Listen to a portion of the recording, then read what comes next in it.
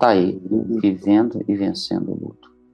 Luto. Olha só a quantidade de temas que estão aí. Ontem eu li. Vou subir Você aqui. pode subir aqui, por favor. Eu lerei outra vez hoje, se você Tá subir aí. melhor. Mas aí, tá aí. Opa, Opa, pronto. subiu demais para mim, Braulio. Vai voltar. Tenho que ler aqui no grandão. Você quer para eu conseguir? Deixa eu aumentar até minha página aqui. Tá aqui. Luto, a preparação. Todo mundo precisa se preparar para viver lutos, porque não há ninguém, só se morrer criança, que vá viver sem experimentar luto. Então, a primeira coisa é a real sobre o luto.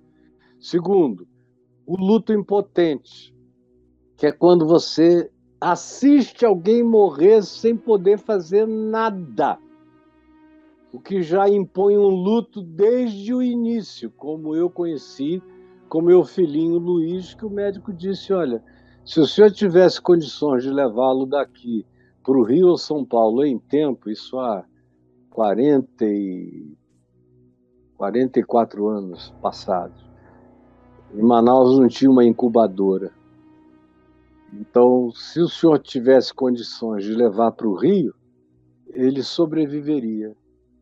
Mas se não tiver condições de levar e ele chegar dentro de 10, 12 horas no Rio, ele vai morrer aqui em Manaus, sem ar. E aí, como o avião para o Rio só saía à noite, muito depois de 12 horas do tempo estabelecido, meu pai e eu ficamos lá. Ele era muito lindo, parece o nosso netinho, Theo, que está com 6 meses, e toda vez que eu olho para ele, eu me lembro do Luizinho. Papai e eu ficamos lá assistindo ele morrer, com a mãozinha pegando na dele. Aquele menino lindo, lindo, lindo, lindo, mais bonito dos filhos homens que eu já gerei na vida. E até que ele foi parando e parou. E que impotência. É um luto totalmente diferente. Tem gente que fica assim não algumas horas, mas alguns anos. Na total impotência. Você tem que aprender a lidar com isso, porque às vezes as marcas, as revoltas, as angústias no coração da pessoa adoecem esse indivíduo, o luto impotente. Aí tem a morte do Lucas, que não é só como ele morreu, quando ele morreu, é a história que levou até a morte dele. E a história do pós-morte dele, como é que eu, atassalhado, todo rasgado de dor, lidei e lido com a morte de um filho de 22 anos. Depois vem a morte dos pais, que obviamente eu ilustrei mais do que tudo com a morte do meu pai e da minha mãe, mas apliquei isso às orfandades em geral e ao significado disso e a esse tipo de luto, o luto da morte dos pais.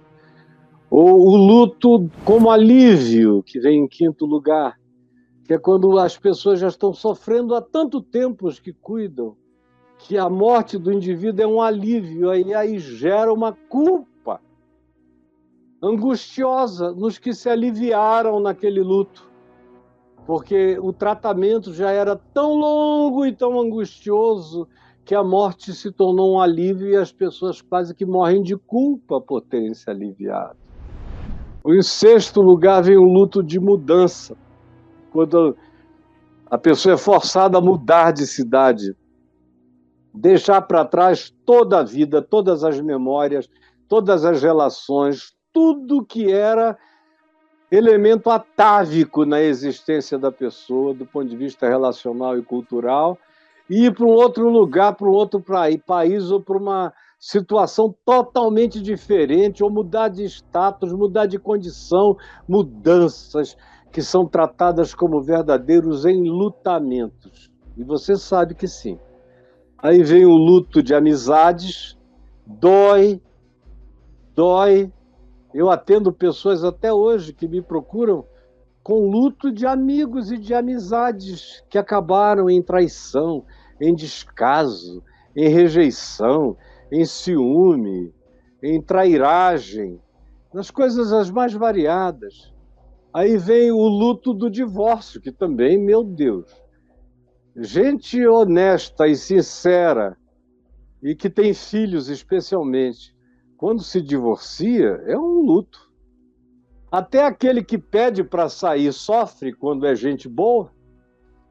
E quando num divórcio não há unanimidade em relação a ele, a parte que não quer, se a parte que quer, sendo composta por gente boa, sofre, imagina a parte que não quer, como se lacera por inteiro, é um horror. Aí vem o luto de pais vivos. E hoje em dia está lotado de gente que experimenta o luto de pais vivos, que pariram, que geraram, mas que abandonaram, como hoje de manhã eu estava vendo, aqui no Rio de Janeiro, um pai preso porque estuprou seu filho homem e sua filha menina. E já estuprava há algum tempo, não foi a primeira vez. Meu Deus. Meu Deus, isso é ter um diabo em casa, não é ter um pai. Isso é pior do que um luto. É pior do que o cara ir e nunca mais voltar. Esse cara que não vai a lugar nenhum e te violenta todo dia. Aí vem o luto das falências, das perdas, da morte das condições econômicas, financeiras, profissionais, status, a vergonha, a perda de tudo, o rebaixamento, o não saber como tratar os filhos depois de ficar anulado e impotente, e o luto que isso gera, as depressões, as angústias, é luto. Aí em 11º vem o luto e as perdas tópicas, que são aquelas coisas bem específicas que a gente perde, mas que tinham algum significado para nós e deixam o seu resíduo de enlutamento, que às vezes a gente não consegue nem perceber a profundidade do enraizamento em razão do qual a gente está sofrendo, sem às vezes nem conseguir tematizar o luto. Aí vem a estranheza da morte. Por que as pessoas acham a morte tão estranha? Quando a única coisa certa na Terra é que a gente vai morrer. A única. Eu tenho que estar acostumado com o fato que eu vou morrer. Para mim é natural morrer. Totalmente natural. Então, para mim, qual é a novidade? Morte, para mim, sinceramente, ficou para trás. Porque Paulo disse, tudo é vosso, seja a vida, seja a morte. Então, viver e morrer, porque para mim o viver é Cristo e o morrer é lucro. Então, viver ou morrer dão em Cristo. Se eu ficar aqui vivendo, é Cristo. Se eu partir daqui, é Cristo, é lucro, é melhor.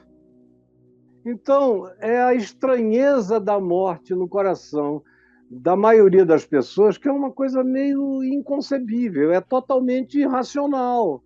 É uma expectativa de um auto-engano alarmante. É uma evasão da realidade chocante. Experimente na mesa da sua casa puxar um assunto de morte, todo mundo isola logo assim, para com isso. Não fala disso não, tá azar.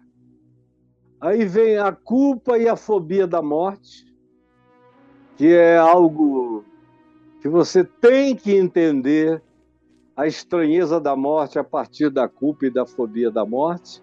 Vem a vida em transcendência, que é o que deveria ocupar a mente, o coração, a fé e a constituição de todos nós. E para quem tiver dúvida, eu ensino a como você tem que fazer para aprender a transcender. Não dá para viver a imanência e a pertinência da vida na história, no espaço-tempo, com graça, com alegria, com força, com resistência, com resiliência, com perseverança, se você antes não aprender a transcender. Então, é isso que eu quero que você aprenda. Você viu a quantidade de temas que preparam você para o resto da sua vida. E esse curso fica com você para o resto da sua vida, é seu. Para você recorrer, ouvir E está tudo amarrado em sequência. Não é como uma fala minha sobre morte aqui respondendo a uma pergunta e acabou. Não, está tudo amarrado, entrelaçado. Vai fechando, você cria um arcabouço. Você fica herdeiro de uma arquitetura de fé e de consciência. Então, luto é para você. Entre aí e pegue o seu.